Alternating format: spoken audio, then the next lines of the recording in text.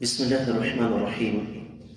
إن الحمد لله نحمده ونستعينه ونستغفره ونعوذ بالله من شرور أنفسنا وسيئات أعمالنا. من يهده الله فلا مضل له ومن يضلل فلا هادي له، وأشهد أن لا إله إلا الله وحده لا شريك له، وأشهد أن محمدا عبده ورسوله. يا أيها الذين آمنوا اتقوا الله حق تقاته ولا تموتن إلا وأنتم مسلمون. يا أيها الناس اتقوا ربكم الذي خلقكم من نفس واحدة وخلق منها زوجها وبث منهما رجالا كثيرا ونساء، واتقوا الله الذي تساءلون به والأرحام إن الله كان عليكم رقيبا. يا أيها الذين آمنوا اتقوا الله وقولوا قولا سديدا يصلح لكم أعمالكم ويغفر لكم ذنوبكم، ومن يطع الله ورسوله فقد فاز فوزا عظيما. أما بعد فإن خير الحديث كتاب الله، وخير الهدي هدي محمد صلى الله عليه وسلم، وشر الأمور محدثاتها، وكل محدثة بدعة، وكل بدعة ضلالة، وكل ضلالة في النار. آج کے سبق میں ایک سے زیادہ موضوع شامل ہے. مثلا سب سے پہلے ہم بات کریں گے کیا قبر میں امت مسلمہ اکیلی کی آزمائش ہوگی، یا دنیا کی ہر امت کے لوگوں کو قبر میں فرشتے آ کر سوالات کریں گے. پھر اس کے بعد ہمارا دوسرا موضوع آئے گا. اسی دوران کافروں کے وہ بچے جو بلوغت سے پہلے فوت ہو گئے ہیں، ان کا انجام کیا ہے. تو اہل علم جب دلائل کا جائزہ لیتے ہیں تو ایک طرف ہمیں دلائل ملتے ہیں. نبی کریم صلی اللہ علیہ وسلم کا فرمان ہے کہ میری طرف وحی کی گئی کہ تم قبروں میں آزمائے جاؤ گے، لیکن اس میں تخصیص کی دلیل نہیں ہے کہ یہ اس کا تعلق واقعی امت کے ساتھ ہے، اس امت کے ساتھ. پھر دوسری دلیل موجود ہے. نبی علیہ الصلوۃ والسلام نے ارشاد فرمایا قبر میں میرے بارے میں تم سے سوال ہوگا. پھر تیسری دلیل بھی موجود ہے کہ اللہ کے رسول صلی اللہ علیہ وسلم نے ارشاد فرمایا کہ قبر میں سوال ہوگا ما كنت تقول في هذا الرجل الذي بعث فيكم، وہ ہستی جو تمہارے اندر مبعوث کی گئی ان کے بارے میں تم کیا کہتے ہو. پھر یہ بھی دلیل ہے، نبی علیہ السلام نے فرمایا اس امت کو قبر میں آزمایا جائے گا. ایک پانچویں دلیل اہل علم یہ بیان فرماتے ہیں، وہ یہ کہ قبر میں امتحان ہوگا اس آدمی کا جس نے نیکیاں بھی کی ہوں گی اور گناہ بھی کیے ہوں گے. اور ظاہر بات ہے وہ شخص تو ایمان والا ہی ہو سکتا ہے، تو چونکہ ایمان اس امت کے پاس ہے لہذا امتحان بھی اسی کا ہوگا. یہ ایک رائے ہے. دوسری رائے یہ ہے، وہ فرماتے ہیں کہ قرآن و حدیث کے دلائل کا جب جائزہ لیا جائے تو اللہ رب العزت نے قرآن مجید میں اور نبی کریم صلی اللہ علیہ وسلم نے عام الفاظ استعمال کیے. مثلا قرآن کہتا ہے یثبت اللہ الذین آمنوا، اللہ تعالیٰ ثابت قدم رکھتے ہیں ایمان والوں کو. تو ایمان والے صرف مسلمانوں میں نہیں تھے. سیدنا ابراہیم علیہ السلام کے ساتھ چند لوگ، سیدنا نوح علیہ السلام کے ساتھ چند لوگ، سیدنا ادریس علیہ السلام کے ساتھ، سیدنا موسیٰ علیہ السلام کے ساتھ، سیدنا عیسیٰ علیہ السلام کے ساتھ کچھ لوگ تو ایمان والے تھے نا. تو یہ سب کے لیے ہے. اللہ فرماتے ہیں وَيُضِلُّ اللَّهُ الظَّالِمِينَ، اللہ تعالیٰ ظالموں کو گمراہ کرتے ہیں. تو ظالم اس امت میں بھی ہیں، سابقہ امتوں میں سے بھی ہے. پھر حدیث میں آتا ہے جب مومن بندہ قبر میں رکھا جاتا ہے، جب کافر بندہ قبر میں رکھا جاتا ہے، تو مومن اور کافر کی جو تقسیم ہے یہ صرف مسلمانوں کے ساتھ نہیں ہے۔ تو بظاہر یہ معلوم ہوتا ہے کہ یہی بات درست ہے کہ قبر میں ہر انسان کی آزمائش ہوگی، اس لیے کہ انسانی تاریخ کے کسی بھی دور میں کوئی امت نبی اور رسول کے بغیر رہی نہیں ہے۔ سیدنا نوح علیہ السلام سے یہ سلسلہ شروع ہوا، کیونکہ سیدنا نوح علیہ السلام سے پہلے لوگوں کے اندر شرک کی بیماری نہیں تھی، اور یہ بات مجھے اور آپ کو معلوم ہونی چاہیے کہ انبیاء علیہ السلام جس بیماری کا سب سے پہلے خاتمہ کرنے کے لیے مبعوث ہوئے وہ کون سی تھی جی؟ شرک تھی۔ تو اس لیے بظاہر یہ بات معلوم ہوتی ہے کہ تمام کی تمام جو امتیں ہیں ان کی مرنے کے بعد ابتلا آئے گی، ان پر آزمائش ان کی ہوگی، قبر میں ان سے سوال و جواب ہوں گے۔ اب پھر ایک بات یہاں آ جاتی ہے، وہ جی جس آدمی کو جانور کھا گئے، ہندوؤں نے اپنے مردے جلا دیے، ان کی تو راکھ بھی گنگا میں بہہ گئی، ان کا امتحان کیسے ہوگا؟ عرش والا رب سب کچھ کرنے پر قادر ہے۔ اگلا موضوع، جو لوگ غیر مکلف ہیں، غیر مکلف سے مراد ایک بچہ چھوٹی عمر میں فوت ہو گیا، ایک آدمی پیدائشی طور پر ذہنی مفلوج ہے، کیا ایسے لوگ جب دنیا سے جائیں تو کیا ان کا امتحان ہوگا؟ بعد بڑی بڑی عمر میں جا کر فوت ہوتے ہیں۔ اب ایک آدمی کو شعور ہی نہیں میں کیا کر رہا ہوں، مجھے کیا کرنا چاہیے، تو بظاہر یہ معلوم ہوتا ہے کہ ایسے لوگوں کا قبر میں کوئی امتحان نہیں ہو سکتا۔ اس کی وجہ یہ ہے کہ جس انسان کو پتہ ہی نہیں اس کا امتحان کیسے ہو سکتا ہے۔ اللہ کے رسول صلی اللہ علیہ وآلہ وسلم کا فرمان ہے، فرمایا رفع القلم عن ثلاث، 3 قسم کے لوگ ہیں جن سے قلم اٹھا لیا گیا ہے۔ ان میں ایک سویا ہوا آدمی، جب تک وہ بیدار نہ ہو جائے، آپ کو پتہ ہے ہماری پنجابی میں کیا کہتے ہیں، ستا مویا نہیں نہ پتہ ہوتا بندے کو۔ اسی طریقے سے فرمایا ذہنی مفلوج آدمی، جب تک کہ وہ ٹھیک نہ ہو جائے، اور بچہ جب تک وہ بالغ نہ ہو جائے۔ اب آپ کو یہ سن کر حیرت ہوگی کہ کافروں کے جو بچے ہیں نا، اس بارے میں علماء کرام کے لمبے چوڑے اختلاف ہیں۔ بعض اہل علم نے کہا یہ اللہ تعالیٰ کی مشیت کے تحت ہے، اور اس کی دلیل موجود ہے۔ سیدہ عائشہ رضی اللہ تعالیٰ عنہ نے سوال کیا، اے اللہ کے نبی صلی اللہ علیہ وسلم، مشرکوں کے بچوں کا کیا حال ہوگا؟ فرمایا اللہ اعلم بما کانوا عاملین، اللہ کو بہتر پتہ ہے کہ وہ بڑے ہوتے تو کیا عمل کرتے۔ جبکہ بعض اہل علم نے یہ فرمایا کہ یہ سارے کے سارے بچے جنت میں جائیں گے۔ کیوں؟ نبی علیہ السلام کا فرمان ہے کل مولود یولد علی الفطرہ، ہر پیدا ہونے والا بچہ اسلام کی فطرت پر پیدا ہوتا ہے۔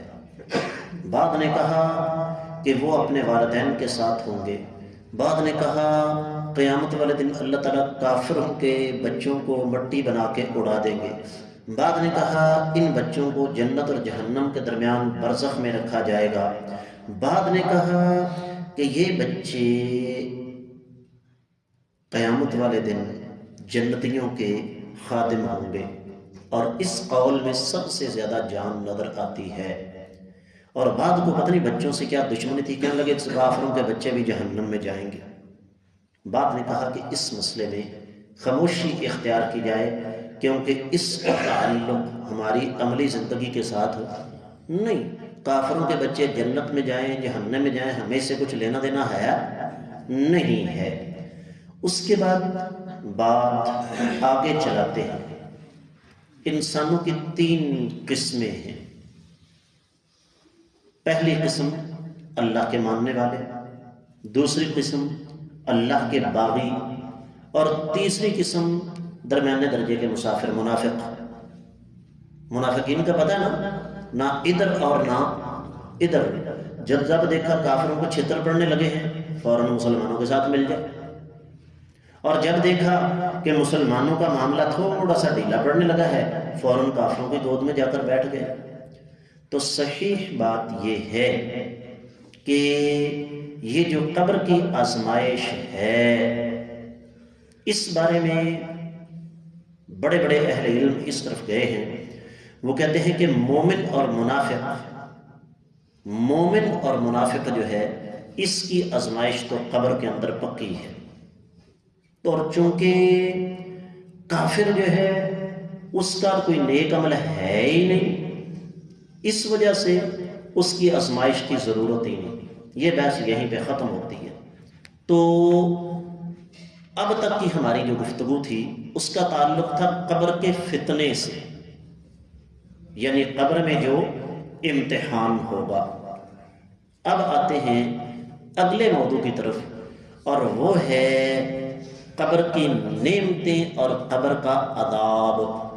ایک دفعہ پھر فرق واضح کر دو، اب تک کی جو گفتگو تھی وہ قبر کے سوال و جواب کے حوالے سے تھی، اب جو گفتگو ہوگی اس کا تعلق قبر میں ملنے والی نعمتوں اور عذاب کے ساتھ ہوگا، اور اس پر قرآن و حدیث کے دلائل واضح ہیں۔ رب کائنات ارشاد فرماتے ہیں الذین تتوفاہم الملائکۃ طیبین یقولون السلام علیکم ادخلوا الجنۃ بما کنتم تعملون۔ وہ لوگ جن کو فرشتے فوت کرتے ہیں، فرشتے ان کو کہتے ہیں تم پر سلامتی ہو، تم نے جو اعمال سر انجام دیے ان کی بنا پر جنت میں داخل ہو جاؤ۔ پھر قرآن کہتا ہے وَلَا تَحْسَبَنَّ الَّذِينَ قُتِلُوا فِي سَبِيلِ اللَّهِ أَمْوَاتًا بَلْ أَحْيَاءٌ عِندَ رَبِّهِمْ يُرْزَقُونَ، کہ وہ لوگ جو اللہ کی راہ میں لڑتے ہوئے اپنا خون پیش کر گئے ان کے بارے میں یہ گمان مت کرو کہ وہ مردہ ہیں، بلکہ وہ اپنے اللہ کے ہاں زندہ ہیں، ان کو باقاعدہ طور پر وہاں رزق دیا جا رہا ہے۔ جنت اور جہنم کا فیصلہ یہ تو قیامت والے دن ہوگا نا، جب ترازو قائم ہوگا۔ پھر اللہ رب العزت ارشاد فرماتے ہیں، نیک آدمی کہتا ہے انی آمنت بربکم فاسمعون قیل ادخل الجنہ قال یا لیت قومی یعلمون بما غفر لی ربی وجعلنی من المکرمین۔ نیک آدمی نے قبر سے یہ آواز دی کہ میں تمہارے رب پر ایمان لایا ہوں، سنو، اور اس سے کہا کہ جنت میں داخل ہو جاؤ۔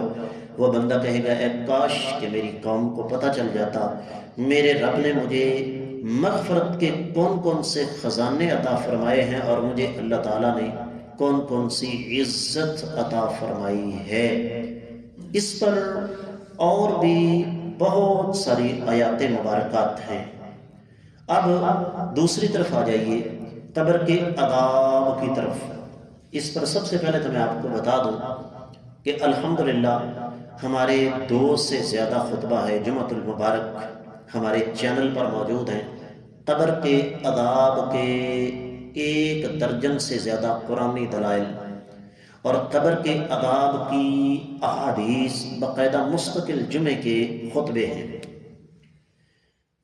میں پہلی دلیل جو آپ کے سامنے رکھوں گا وہ آپ کو حیران کر دے گی۔ اللہ فرماتے ہیں وَحَاقَ بِآلِ فِرْعَوْنَ سُوءُ الْعَذَابِ النَّارُ يُعْرَضُونَ عَلَيْهَا غُدُوًّا وَعَشِيًّا۔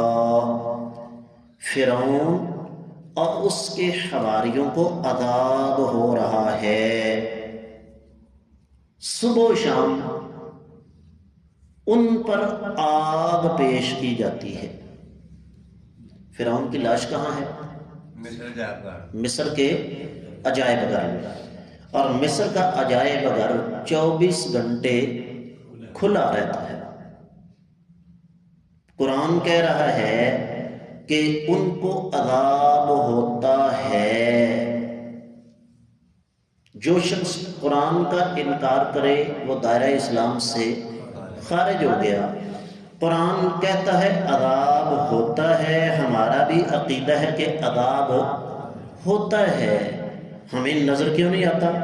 اللہ تعالیٰ پابند ہے مجھے اور آپ کو دکھانے کے؟ یہ معاملات برزخی ہیں جو کہ انسانی عقل سے ماورا ہیں۔ عین ممکن ہے 200-400 بندہ اس کو دیکھ رہا ہو اور اس کو عذاب ہو رہا ہو، لیکن دیکھنے والوں کو نظر نہ آئے۔ اسی طریقے سے قرآن کہتا ہے مما خطیئاتہم اغرقوا فادخلوا نارا فلم یجدوا لهم من دون اللہ انصارا۔ قوم نوح کے بارے میں رب کائنات نے فرمایا یہ بدبخت غرق ہو گئے، آگ میں داخل کیے گئے، اور اللہ کے سوا انہوں نے اپنا کوئی مددگار نہ پایا۔ اس سے پتہ کیا چلا کہ قوم نوح جب غرق ہوئی تو غرق ہوتے ہی ان کے لیے آگ کی سزا جو ہے وہ شروع ہو گئی۔ یہ قیامت سے پہلے ہے اور مرنے کے بعد۔ پھر قرآن کہتا ہے وَلَوْ تَرَىٰ إِذِ الظَّالِمُونَ فِي غَمَرَاتِ الْمَوْتِ وَالْمَلَائِكَةُ بَاسِطُو أَيْدِيهِمْ أَخْرِجُوا أَنفُسَكُمْ الْيَوْمَ تُجْزَوْنَ عَذَابَ الْهُونِ بِمَا كُنْتُمْ تَقُولُونَ عَلَى اللَّهِ غَيْرَ الْحَقِّ وَكُنْتُمْ عَنْ آيَاتِهِ تَسْتَكْبِرُونَ۔ آپ دیکھیں گے ظالموں کو، میں آپ کو اس سے پہلے بتا چکا ہوں کہ آپ نے اپنی آنکھوں سے دیکھا ہوگا کئی بندے، ان کے بارے میں کیا کہا جاتا ہے؟ دعا کرو اللہ تعالیٰ اس کی مشکل۔ کیا مطلب؟ زندگی اور موت کے درمیان بندہ لٹکا ہوتا ہے، اور ایک آدمی کوما میں ہے، لیٹا ہوا ہے، سانس چل رہی ہے، وینٹیلیٹر لگا ہوا ہے، ڈرپ لگی ہوئی ہے، لیکن وہ لیٹا ہوا ہے۔ بعض لوگ موت سے 2-3-4 دن پہلے ان پر تڑپنے کا دورہ پڑتا ہے۔ پتہ نا آپ کو یہ کیا ہے؟ غمرات الموت، موت کی سختی۔ اللہ تعالیٰ سب کو ایسے وقت سے محفوظ فرمائے۔ تو اللہ تعالیٰ فرماتے ہیں آپ ظالموں کو دیکھیں گے جب موت کے سمندر میں غوطے کھا رہے ہوتے ہیں، فرشتے اپنے ہاتھ بڑھاتے ہیں نکالو اپنی روح کو، آج تمہیں رسوا کن سزا دی جائے گی جو تم اللہ تعالیٰ پر غلط باتیں کرتے تھے، شرک کرتے تھے، اور تم اللہ تعالیٰ کی آیات مبارکات کے مقابلے میں تکبر کا اظہار کرتے تھے۔ پھر آج کے سبق کی آخری آیت مبارکہ سورہ طٰہٰ ہے۔ اللہ فرماتے ہیں وَمَنْ أَعْرَضَ عَنْ ذِكْرِي فَإِنَّ لَهُ مَعِيشَةً ضَنْكًا وَنَحْشُرُهُ يَوْمَ الْقِيَامَةِ أَعْمَىٰ۔ جو شخص میرے ذکر سے منہ موڑ لے میں اس کی گزران تنگ کر دوں گا اور قیامت کے روز اسے اندھا کر کے اٹھاؤں گا۔ کائنات کے امام صلی اللہ علیہ وآلہ وسلم کی ایک حدیث ہے جس کا مفہوم یہ ہے، آقا علیہ الصلوٰۃ والسلام نے ارشاد فرمایا گزران تنگ کرنے سے مراد یہاں پر قبر کا عذاب بھی ہے۔ اور پھر آپ سیدنا براء بن عازب رضی اللہ تعالیٰ عنہ کی حدیث مبارکہ سن چکے ہیں کہ جب فرشتے آ کے اس بدبخت لعنتی اللہ کے باغی اللہ کے دشمن کو قبر میں اٹھا کر سوال کرتے ہیں تو یہ ہر سوال کے جواب میں کیا کہتا ہے؟ لا ادری، میں نہیں جانتا۔ قبر تنگ کر دی جاتی ہے یہاں تک کہ پسلیاں ایک دوسرے کے اندر پیوست ہو جاتی ہیں۔ تو یہ تمام کے تمام دلائل کیا بتاتے ہیں ہمیں کہ قبر کا عذاب برحق ہے۔ اللہ تعالیٰ سب کو محفوظ فرمائے۔ اور یہ جو گروہ کہتا نا سانو ایک کوئی عذاب چاہیے دوں دی سانو لوڑ نہیں، ایسے لوگوں کو اللہ تعالیٰ سے ڈرنا چاہیے۔ شریعت میرے یا آپ کے گھر میں اللہ نے اس کی پرورش نہیں کی۔